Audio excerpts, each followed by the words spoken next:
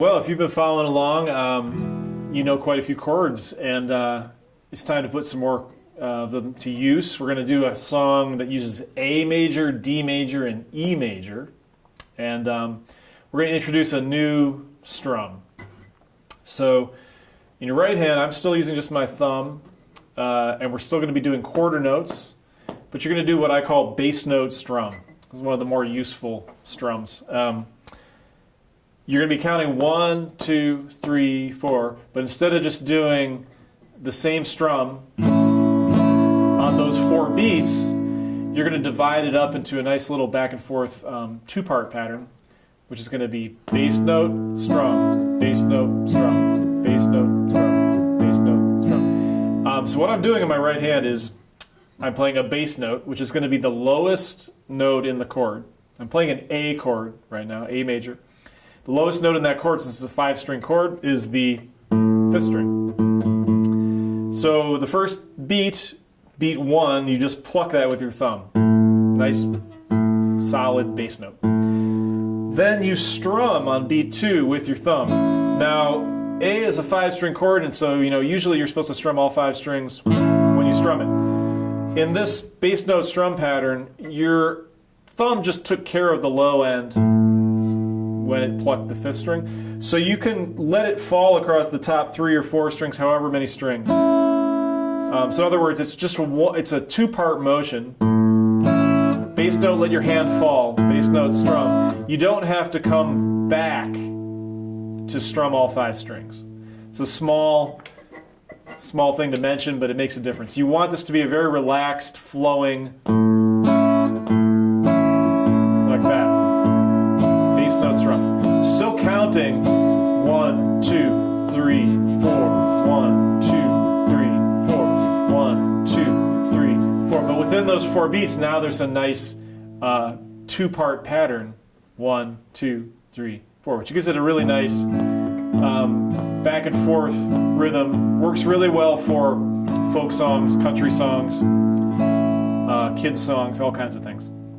That's the pattern we're going to use for the A chord, the D chord, in which case your your bass note is going to be the 4th string.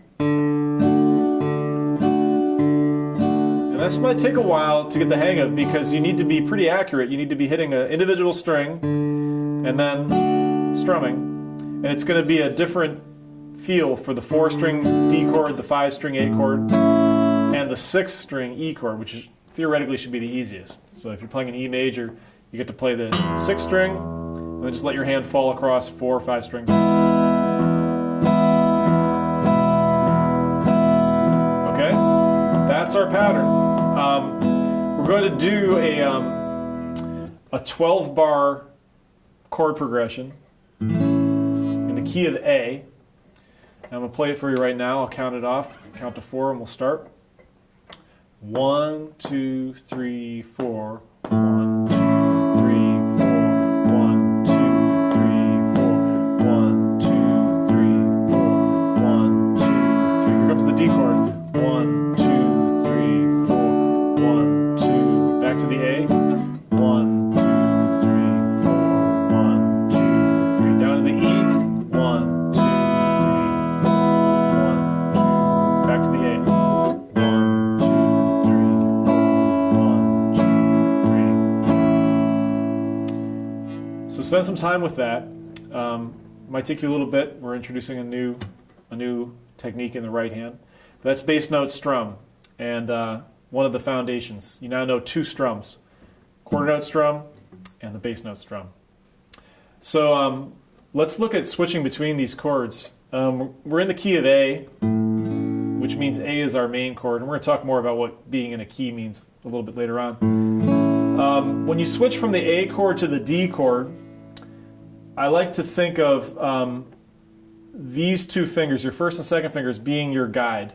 So in other words, as you're moving from the A chord to the D chord, these 2 are going to swing over to their positions in the D chord, and then that 3rd finger is going to go there. So in slow motion, A, these come apart like that. And another way of thinking about that is that the first and second fingers are going to keep their sense of being right next to each other, and they're both going to stay on the second fret. So there's that. And then the third finger is actually just moving up that second string. So if you want to be really slick, you can try not lifting up that third finger at all.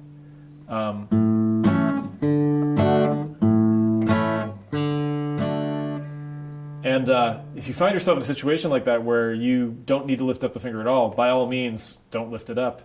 And we're going to see some chord changes where you don't have to move a finger at all. It just stays exactly where it is. So in slow motion, one more time, this slides up and these come over. Like that. Okay? That's A to D. You're going to reverse that to go back to the A chord. And now going from the A major to the E major is similar to the relationship between the E minor and A minor chords. These two fingers, again, are going to hop from, in this case, the third string and the second string on the second fret to the fifth string and the fourth string on the second fret. So here's A major. Keep those fingers together. Just move them there. First finger goes from the fourth string, second fret. It's going to hop to the third string, first fret. So you can see, again, there's very specific relationships and moves going on between these chords, and if you break it down like that and look at them, I think it'll help you make the chord changes. So here we go. 1, 2, 3, 4.